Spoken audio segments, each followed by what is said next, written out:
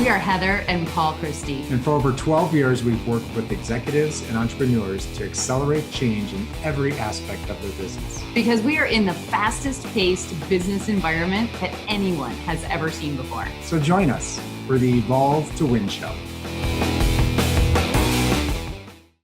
Hey everybody, welcome to another Evolve to Win show with Paul and Heather. Hey, I'm so excited and I want you to welcome Kendrick Shope to the show today. Welcome, Kendrick. Hi, thank you. Hey, Kendrick. Hey, oh my gosh.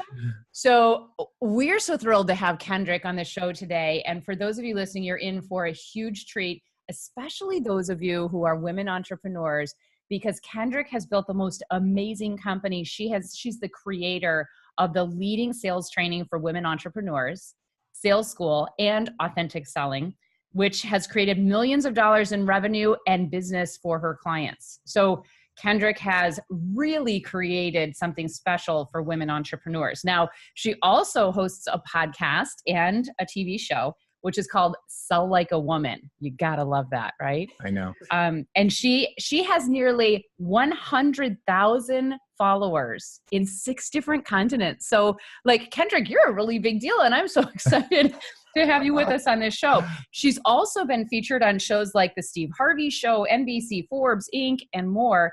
And she lives in Bentonville, Arkansas with her husband and her Star Wars loving daughter. So Kendrick, I'm super excited. Funny. Like, I hope you didn't have to pass up another Steve Harvey Show to be with us today, but we appreciate No, I am thrilled and honored to be here. And I'll make a comment to that big deal. At least in my mama and my daddy's eyes, I'm a really big deal. Other than that, not so much. Well, I've gotten to know you a little bit and talk with you before. And I tell you what, guys, we're really in for a treat because Kendrick has truly developed this brand that has just exploded. And the reason that she's got as many followers as she has is because of the results that she's producing for her clients. And we're going to really get into that in a moment. But I want to first hear just a little bit about your background and how you jumped from your corporate America gig into owning your own business and becoming sort of a, TV show celebrity. So share with us your background, if you would, please, Kendrick. Yeah, absolutely. So I sold for 3 Fortune 500 companies I sold drugs, but the legal kind. I was a pharmaceutical salesperson, and I was a top performing sales rep for 3 Fortune 500 companies for over a decade. And I was good at my job. Like a lot of people liked my job, wouldn't say I loved my job, but liked my job. And I kind of had it made, at least I thought so. And then our whole world was shaken up when I had our daughter, Hallianna. Okay. And I can remember rocking her to sleep one night when she was about 2 years old. And I tell her, and still do, every night, you can be anything you want to be in this world. All you have to do is believe. And it just hit me like a ton of bricks. She's going to one day understand what those words mean. And she's going to say, Mommy, did you want to sell drugs for a living? Was that your big dream? Is that what you believed in? And so I put her in the bed, in the crib, and I burst into our bedroom in Chicago. And I said to my husband, I am living a lie. I was even more country then, if you can imagine that. He's pretty used to me being dramatic. He didn't even look up. And I said, no. You need to pay attention because I have to be the role model for this little girl that she can make anything happen. And from there, I went on a mission nonstop to figure out what it was I wanted to do. I wish I could tell you that I stumbled right into this authentic selling thing and it just took off from there. But like anything else, it's a lot of blood, sweat, and tears and a lot of wrong turns. And eventually I created the authentic selling process. So that's really incredible. It's like you heard your own advice. You're giving your advice to your young daughter and you heard yourself say those words and you took your own advice. Yeah, it took me 2 years. I mean, I had literally been saying those same words to her from, I believe, and to my recollection, from the moment I brought her home from the hospital. So it took me 2 years to hear my own advice. But I'm one of those people that I have light bulb moments. I will trudge around in the mud and then I'll have a light bulb moment and I'll be like, oh, this is the path. This is the path out of the mud. And so that's kind of what happened. Fantastic. So obviously you're a very dynamic person. And so I'm always very interested in finding out what you feel like made you a top salesperson. Well, I think there are two things. Number one, I didn't do it the way that everybody was trained to do. What I mean by that is I'm from the South, big shocker. And we could hardly tell. I know, right? And in the South, we do things differently. We forge long-lasting relationships. Manners matter. Not that they don't matter other places, but it would be very uncomfortable for me to barge into somebody's house and say, you need to do X, Y, and Z because I'm the expert and I say so. And so I viewed my doctor's offices like their house. I mean, and they spend as much time in their office as they do their homes. And so I wanted to earn the right to sell them rather than, go for the close. I wanted to forge relationships and make relationships. And it served me well because as the industry changed and reps were being shut out of offices, I got to stay because I was an extension of the office. I was a friend, if you will, or at least a business friend. So I think that's one reason. The second reason is I am like a cockroach. I am impossible to kill. I will keep coming back over and over and over. And so when I took over, in one of my jobs, our territory was last in the country. And by the end of that year, we were first. And that comes from great partners that I worked with. I didn't do it. Great partners, great doctors, and a unwillingness to stay last. So I think those are the two things. I think doing things differently and being ridiculously determined. That's like the relentless persistence, right? Like I that's what I think of when you say you're like a cockroach. You're just like, you are relentless. That's really cool. Well, you're persistent and you're relentless, but what is your mindset on a daily basis? What gets you in that mindset to be able to say, because there's a ton of salespeople that listen to this podcast. There are just tons of salespeople out there in the world, and there's very few that are very, very productive. And I think a lot of people always want to know, like, what makes the difference in a top salesperson and somebody who's not? And we know it has a lot to do with persistence. There's no doubt about that. But when you woke up in the morning, made you say, I got to go back to that doctor's office, the one that never hasn't seen me for 10 times, and now they're going to see me, or I'm going to give them a call. What is that? How's it work for you? So what a great question, by the way. So I think that there are a couple of things that, and you use the word mindset, and I think that that's very important. I start my day before I even get in the shower. I have a little notebook at my vanity, and I write, and it's just a really one small page, perfect little square, probably about, the size of a square. And I write down, today is going to be a great day because, and this is who I'm going to impact today. Because I thoroughly believe that it is our job. It is our obligation. It is our responsibility to impact somebody's life in a positive way every day we can. Then when I transition into my desk, I do it again.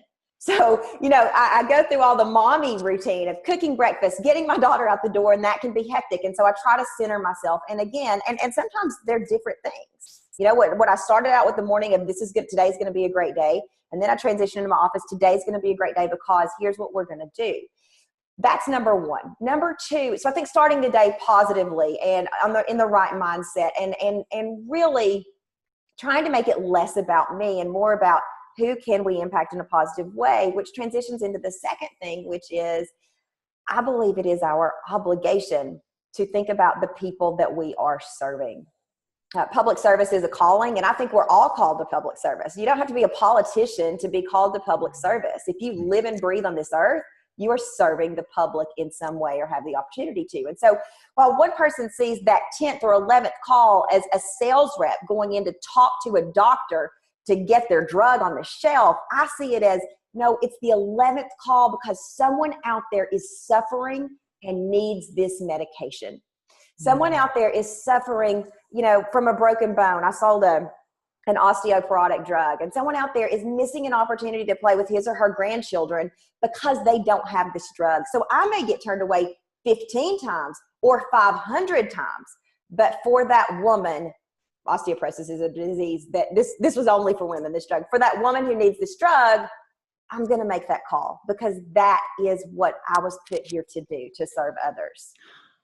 Got it. I really like the message of that. And I think that your message, your mindset actually translates to everybody who's selling a product or service, right? Is that I am going to show up today and I'm going to keep going and I'm going to keep reaching out and I'm going to keep talking to whoever I need to talk to, because someone out there today is suffering because they don't have my product or service. Yeah, absolutely. And when you start with that as your baseline, when you start with that, because I think, all success in life comes from the formula of not just what we're doing, like the fact that I'm picking up the phone and I have the skill to say the right things on a sales call, but also who we're being. And if at your core, who you're being is somebody who wants to help someone else out there who's suffering, that's a very different being than I'm being, someone who just wants to sell this product because I've got to make my commission. That's exactly right. That's right. huge. And I think that, I will say, it's not lost on me that is, I'm about to use a double negative, get real Southern. It's not lost on me that that's difficult to do every day. I mean, it's real easy to talk yourself out and roll your eyes and say, oh, come on, Kendrick. Really? Some granny's not playing with her grandkid because you didn't make a call? Mm-hmm. I mean, that's pretty selfish of you to think that you have that much impact over the world. So I get it's real easy to beat yourself up and talk yourself down. But here's what I do know. There are examples throughout history of sales reps and non-sales reps, of politicians, of all kinds of people who believed that public service was a calling, who believed that their birthright was to make this world a better place. And they impacted the lives of millions. And so from my small little station in life, if I can impact the life of one person every day or most days, that's 300 people, 365 people, whatever, whose lives may be better because I said, yeah, it's not enough just to make the sale. There has to be a reason behind the sale, the close. Yeah. Are you saying then that being a good salesperson is being somebody that's altruistic? Yeah, in some ways. I think this is one of the ways that separates men and women, and it's not a good thing or a bad thing. It just is. Mm-hmm. So, women's brains and men's brains are different. Women have verbal communication centers on the left side of the brain and on the right side of the brain. And I believe, based on my experience, that women really need to be sold on the product that they're selling. And the best way to do that for women is to tap into that nurturing vibe that we are born with, that we come into this world with because we're going to deliver babies. Not that men can't have it. That's not what I mean. And of course, I'm using generalizations to talk about gender differences here, and there are exceptions. But when you tap into that nurturing part of a woman's DNA and you say, actually, this is more than just another check in the Avista column or whatever. It is a check in improving someone's life. She's going to be passionate. She's going to be able to go out and say, and maybe all people, I can't speak for men. So maybe this is the same for men too, and I just don't know because I'm not a man, but it lights a fire that is so much harder to put out than, hey, your quota is 100 closes today, which I love quotas, by the way. Ridiculously determined. You give me 100, I'm going to try to get 120. I mean, that's just who I am. Yeah. I need the story. If it's just about numbers, it's cold. I need the story. And my experience is most women do too. Kendrick, I want to dive a little bit deeper into this distinction between males and females. And although I think that you're right, a lot of what you've just said, maybe all of what you've just said can apply to men as well. My question is, do you find that females have a more difficult time believing in themselves? Absolutely, 100%. And why do you think that is? I wish I knew. What I can tell you is I had this conversation just yesterday with someone about, my daughter, she's 9. She grows up in a house that is very much believe in yourself. Like I said, I've been telling her that since she was born. Yeah. Anything you want to believe, all you got to do is believe. And yet she's hit that stage where her brain chemistry is changing, where things are going on that go on in adolescent girls that makes me kind of want to crawl in a hole and just hide. But, and I'm starting to see her self-confidence go down. Even though we are like the epitome of filling her up.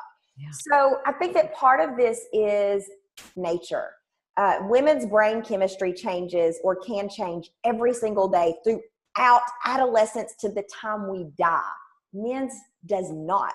This doesn't have as much to do with, well, it does with hormones, but think about that. Women are a mess of contradictions. If your brain chemistry can alter a little bit every day, it explains why one day you are as confident as Beyonce, and the next day you are like, oh my God, I can't get out of bed. The whole world's ending, right? See, so it's my brain. It's not me. Exactly. It's my brain. You got to be forgiving. Exactly. So I wish that I had the answer, but I don't. But what I do know is and this is a little bit of what separates the way men and women get what they want. We have to accept that is, the DNA that we were given. That's the hand, the cards we were dealt. And so rather than fight against it, let's learn how to embrace it. Let's do the things we need to do to keep our mindset positive, whatever that is. For me, and this sounds absolutely insane, but it's true. A good manicure improves my mood and mindset so much. If I look down and my nails are beat off or chewed off or whatever, I will instantly go into, this is a true story. I will instantly go into, you are so poor with time management that you can't even make time to go get a manicure. How in the world could you run a business or change lives because you can't go get a manicure? That's the silliest cycle ever, but we do it. And so being aware that that's the hand we've been dealt, and then what do we need to do to keep our mindset up, to keep us positive so that we can serve others? Gosh, my little voice says the exact same thing that your little voice says. It's so funny. Yeah. Okay, let's talk a little bit more about keeping that positive mindset, because I want to find out from you, what percentage of success do you think is based on mindset? How important is that in the scheme of things? Well, you've stumped me, because I think that without a positive, I think it is the deal breaker. I think so. To what percentage? I don't know, at least half. If you don't have a positive mindset, I don't care how skilled you are. If you don't have a positive mindset, at some point, something will happen that will knock you off your game, and it's going to be really difficult for you to keep going.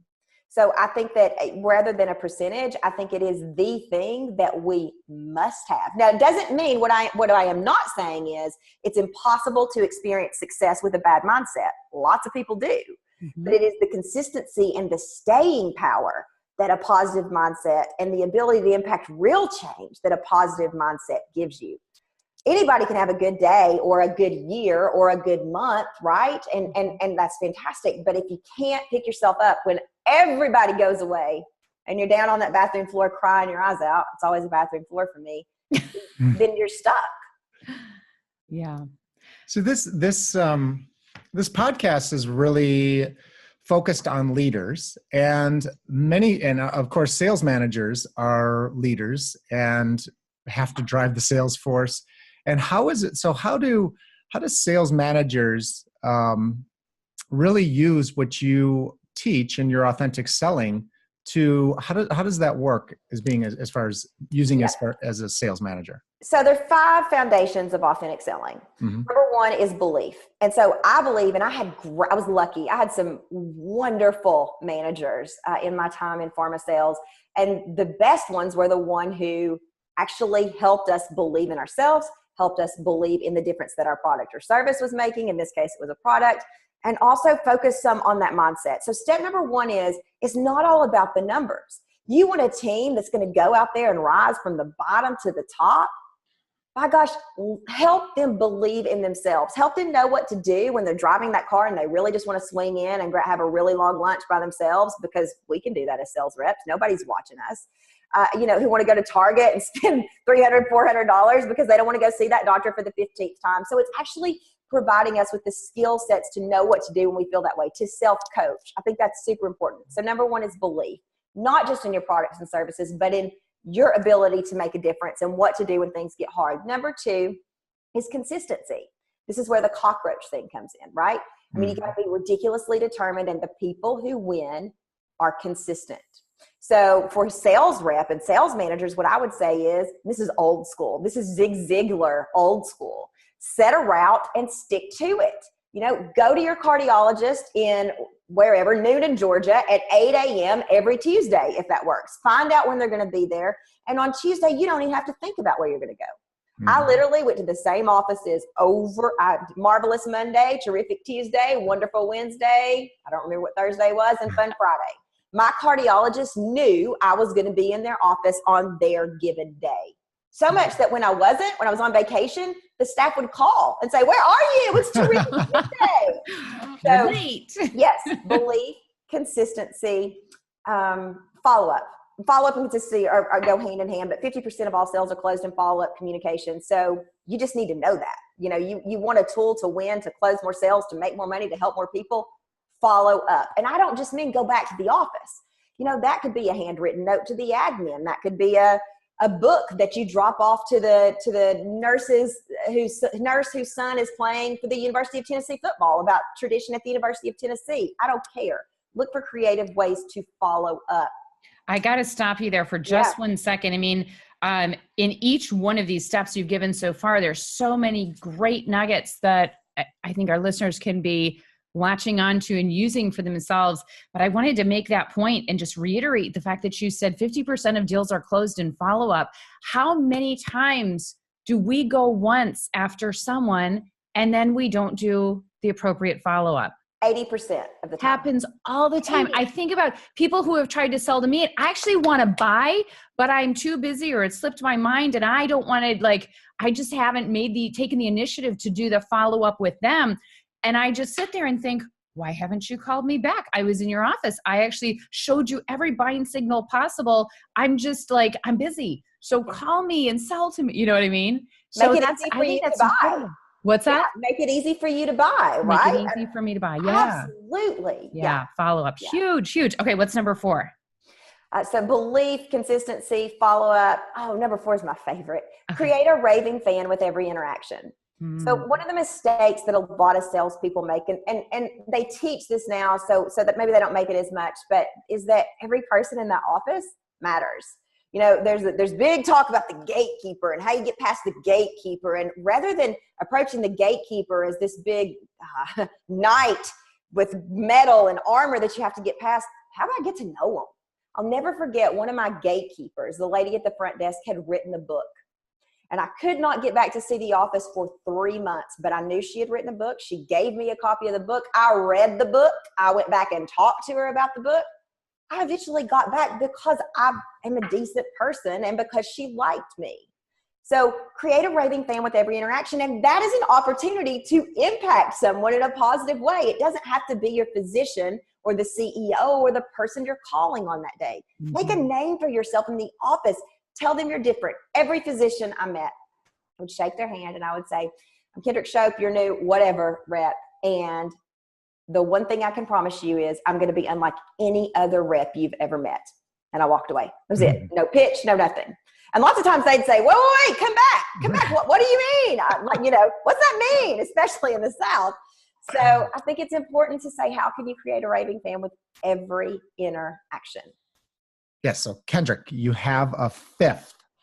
I do. And this is the whole premise of authentic selling. It's why authentic selling exists. So if you feel the ick, the sleaze, the slime, the sludge, find a better way. What I mean by that is so many people are afraid of selling. I read an article and I don't know if this is true or not.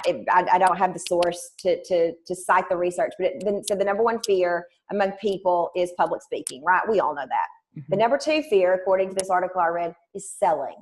That's a problem. If selling is the key to get what you want and it's our number 2 fear, we got a problem. So the good news is we've got a brain.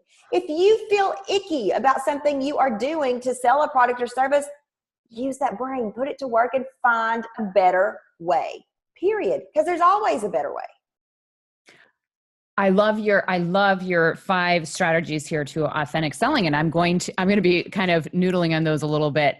And what I really want to find out is, Kendrick, you are such an outgoing, magnetic, charismatic person.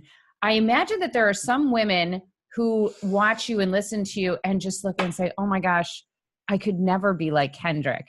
What do you say to those people who don't have that very natural, outgoing and vibrant personality that you have? Yeah. Do they do it like you do it? Do they do it the way they should do it? They do it the way they should do it. So I am an extrovert times a million. I crave interaction with people like human beings crave air. I need it. You want to see me depressed and almost able to kill me instead of being impossible to kill? Take away my interaction with human beings. I need it. But I also understand and have learned that people are introverts, right? There are just as many people who do not crave human interaction as there are people like me. And so that's what foundation number 5 is all about. If you feel the ick, the sleaze, the slime, the sludge, let's find a way that works for you. And so follow-up is something that comes to mind. If I'm going to follow up, I'm usually going to shoot a quick video because I'm a verbal processor, because I like video, because it's easier for me. But if you're an introvert, that may make you want to crawl over in the hole and bury yourself. Great, then let's use black and white. Let's hide behind that computer. I got no problem with that. Let's type the follow-up. That's what foundation number 5 gives you the permission and the ability to be able to do. So Kendrick, I love what you're saying. And, when I was in sales, one of the challenges that I had was that I'm more of an introverted person. So I like more one-on-one contact. I have to admit that I used to hide a lot because I just didn't like going in and introducing myself and being around a group of people and having to get to know everybody. But I did find some ways that really worked for me. And a lot of them were, just really getting to know a person on a one-to-one basis. So that gatekeeper and just spending time with them. But I did find that, because I really didn't work through the whole process and really understand what worked for me the best, it was, coming up with that plan and having somebody, I don't think I ever engaged my sales manager to really help me find what was the thing that would work the best for me. So I really didn't feel like I got a lot of coaching from that, and I didn't really ever ask for it. I just felt like I could do it out on my own. So I think for sales managers, this is really great what you've just brought up, is to get engaged with your sales team, but don't treat everybody exactly the same. Everybody's different, and you are going to have, I've seen many fantastic introverted type of salespeople that were awesome, and then you see your typical ones that are outgoing and driving and all that. So there isn't one cookie cutter for every great salesperson, but you as a sales manager have to really understand how to coach each individual. Well, and I'm going to absolutely. And I'm going to piggyback on that. I think that industries as a whole and corporate America has got to stop promoting great salespeople to sales managers just because they were a great salesperson. Amen to that. A great salesperson doesn't mean you can lead. So if you've got, 10 reps who are reporting to you and 4 introverts and 3 are extroverts, and then the other ones don't even know what those words mean, you need to be able to manage all of those people. How many times do we promote our salespeople and think that, and that's what happens. They teach us cookie cutter methods that don't work, and our numbers go pew, and our mindset goes pew, and it's just total crash and burn. I am passionate about it. I'm infuriated by it. Okay, I am so with you on that. I'm fired up, in fact, because I think what happens so often is when you make that promotion for somebody who is not already hasn't been trained. Like, the great thing about leadership is it is trainable. Anyone can be a great leader if you're working in training and helping them understand, have the awareness of some of these distinctions. But if that's not in place and you just take your best salesperson and promote her into a management position, what happens is she ends up teaching the whole team the way it works for her. Yep. And then you've got, so you are automatically going to leave out a bunch of your team members. But you know what? This happens across the board in every organization, not every organization, that's not fair, but it happens across the board in every industry, right? Where in every department, where you have a manager who manages people the way they want to be managed, instead of managing people the way those people need to be managed. Absolutely. And the thing about it is that I think is so telling is, of course, the manager wants to be successful, right? They've been promoted into a new job and they think, well, I did A, B, and C. This is going to work for me. But here's the problem. Just because A, B, and C worked for you, as you stated, Heather, doesn't mean it's going to work for everybody else, but you are breaking foundation number 5. You are quite likely asking people to do something that may not be icky to you, but is icky to them. And if you were asking, icky is a real technical term, but if you were asking people to engage in an activity that makes them feel icky, sleazy, slimy, gross, like a bully, what kind of results are they going to have? I mean, it's common sense. The result is not going to be good because they're going to want to run from that icky, sleazy, slimy feeling. And so our managers have to, and our companies have to support our managers in learning how to manage people, introverts, extroverts, and maybe a combination of both. I think my daughter is an introvert and an extrovert, if that's possible.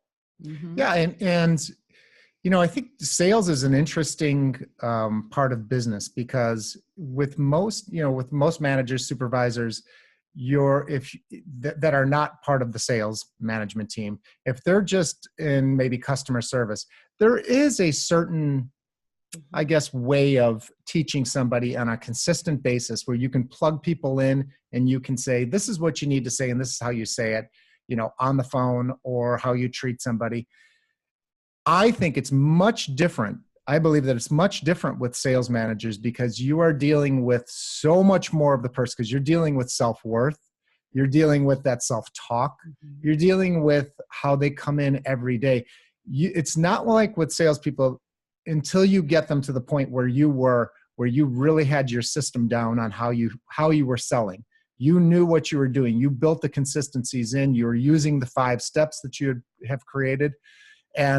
But for most, especially young salespeople, they're just trying to get their feet. And even salespeople that haven't performed well throughout the years, but they stick with it, they need more one-on-one time with that manager to really figure out and take what are some of the great tips and tricks that she's used to build her business the way she has. How do you take some of that and put it in, but really make it fit for me personally, And I think that's one of it's much more customized. Sales is much more customized than I think people give it credit for. They just say, oh, well, you see a good salesperson, you say, well, just do what they do. Well, it's just not that easy a lot of times. No, maybe I'm making it too not complicated. I don't know. Well, no, I think so. And I think, I think it's a common misconception really across the board. I agree with you, Paul, that there are things like customer service where you can hand somebody a script. I agree. However, I think across the board, we do this industry by industry, where this person is a top performer. Let's emulate what this person did. Or, such and such ran a great campaign. Let's study the campaign and figure out everything they did that was successful. Or, it's in our human nature. And I learned that way. I love to look at what other people have done and say, great, this is what they did, but here's the part that gets left out. How do I take that and make it work for me? How do I adapt that and make it work for me so that it feels like helping, so that I'm able to honor that core belief of mine that I am serving others every single day. Mm-hmm. I love it. I want to hear, I'm going to switch subjects on us for a moment. Okay. The whole brand, Sell Like a Woman. Mm-hmm. I just love the sound of it. I like everything about it. But what does that mean in a nutshell? So it's basically a Marilyn Monroe quote. It's basically women who seek to be equal to men lack ambition, or at least she's credited with saying that. And what I think that essentially what that means is we're not men. I mean, look at us, right? We are not men. And so, but if you think back historically, when women entered the workforce, the only other people that had been there were men. Mm-hmm. That's not right or wrong. It just is. Maybe it was wrong, but that just is, right? And so the only people we had to learn from on how to succeed in work, at home, and balancing all this was men. But the problem is we're wired differently. So the way Paul is going to succeed at home, managing whatever the demands of home and work are going to be different than the way you do, Heather, because of the differences in our DNA. And then you tack on survival of the fittest. So you tack on a little evolution to this. And what I mean by that is, in the wild, when human beings didn't exist, but the way that we lived and survived was in packs. There was a pack of females and one male. And the male was the protector and that went off and hunted and whatever. And the females needed to stay in a group to survive. If you were ostracized from the group, you didn't make it because the protector wasn't there anymore. And so this explains so much of what we see in our kids and our young girls of needing to be in, my daughter says they don't use this word anymore, but in cliques or with their female. It's why we go to the bathroom in pairs. We need that protection. We have naturally selected for it, right or wrong, probably right because it kept us safe. And it is the difference in the way we do everything. We need to feel like part of something. Men don't necessarily. And so Sell Like a Woman embraces our differences. It doesn't say one's right or one's wrong. It just says, let's tap into what makes us different and see how we can use that to succeed. Great. The message that I have taken from you throughout this program today is all about just being you. Like, do you. Don't try to do it the way someone else does it. Tap into your strengths, be who you are, tap into the, even it's in our DNA to go to the bathroom together. I never knew that before, but now I get it. Yeah, but absolutely. You're protecting yourself from the big bad world out there. That's right. And it's a big bad world. So I just want to go back and review some of the tips that you've shared so far today that I think are really, really powerful. First and foremost, when Paul asked that great opening question about what is it that made you as successful as you were, I really got that you treated people as though you were going to their home. You treated people like I had to earn the right to be there. And I think that that's such a powerful message. And how often do we just get mechanical in what we do day in and day out instead of really being human and just embracing that relationship? So I feel like your sales strategy is very, very much relationship based. 100%. I read a book, or it may have been an article several years ago that said the relational cell is dead. And I literally threw my head back and laughed like a crazy woman because I thought, oh no, I'm alive and kicking, sweetheart. So yeah. And I think that if I could just expand on that just a little bit, one of the things I think that you do you have to be yourself.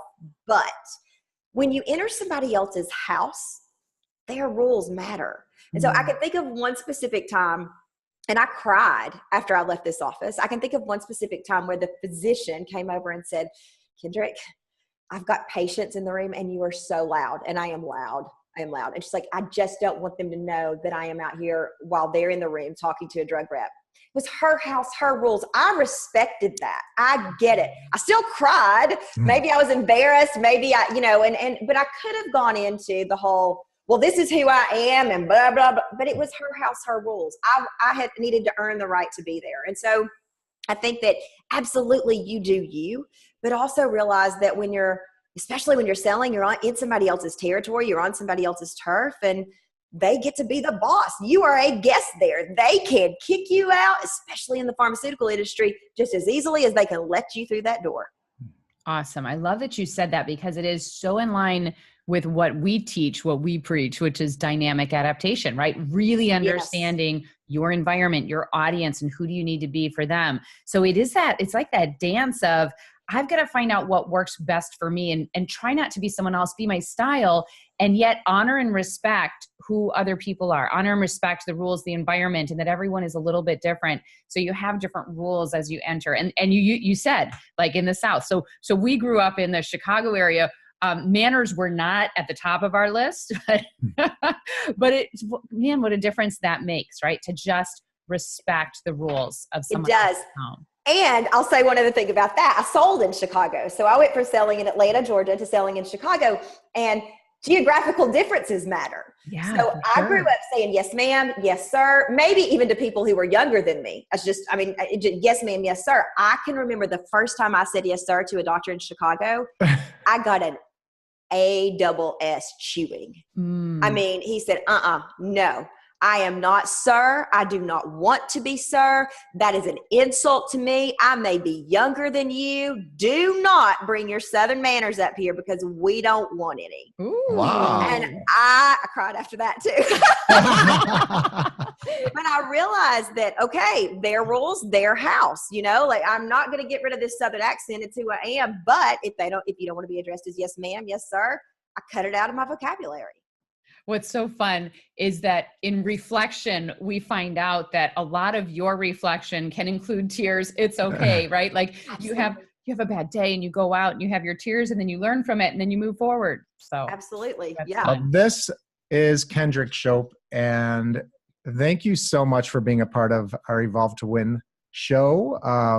We've learned so much from you, and I think the audience has as well. This has really been great. I love the topic of selling, and I love that you've made it very sensible, very easy to understand, breaking it down into your 5 steps. Let's just review the 5 steps. Yeah, the 5 steps. So belief, let me see if I got them all Are they down. steps? I call them foundations. Foundations. So I sold lumber for a little while, and you need a good solid foundation to build a house. So foundations. So all right. Foundations. So this, I was taking notes like mad as you're talking. So that base foundation is belief. And we talked about that when I asked about mindset as well.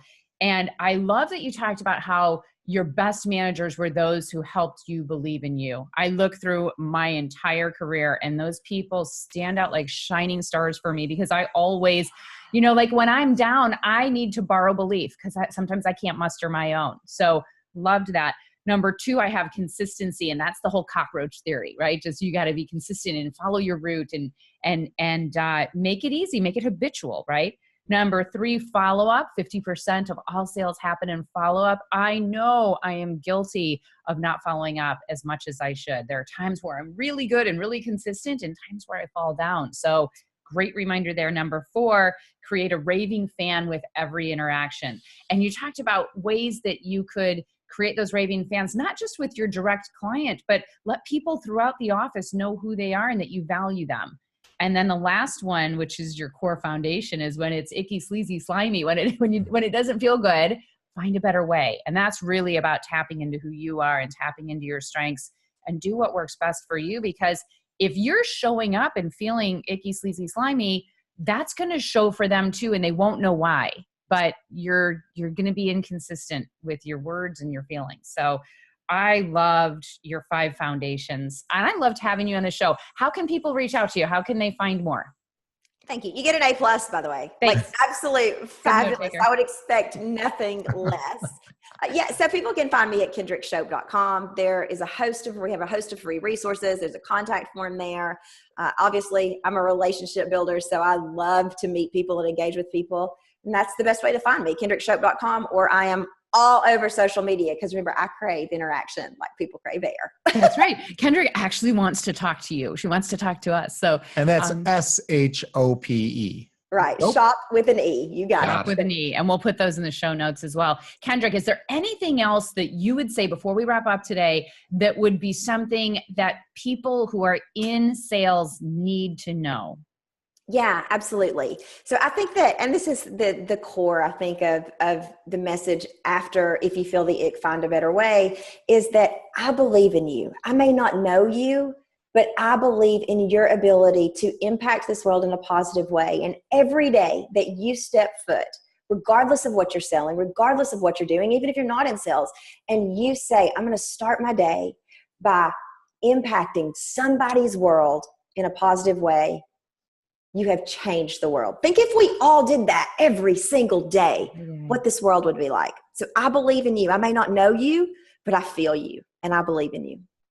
Well, you made a massive impact on this world. Who knows how many times over by sharing this. And I'm just so grateful that we get to be a distribution channel for your message. So thank you very much. We appreciate you. We appreciate all that you do to impact the world. You're making a massive difference. And I hope that our listeners will reach out to you and connect with you and really get engaged with your show too. I mean, I'm so motivated. I'm going to get out there and make some follow-up calls right now. I love it. I love it. And it is my total pleasure. I love what you all are doing, and I'm honored to have the opportunity to be here. Thank you. Thank you, Kendrick. Have a great day. Bye. Take care. Thanks for tuning in to the Evolve to Win show with Heather and Paul, produced in partnership with Gulf Shore Business Magazine.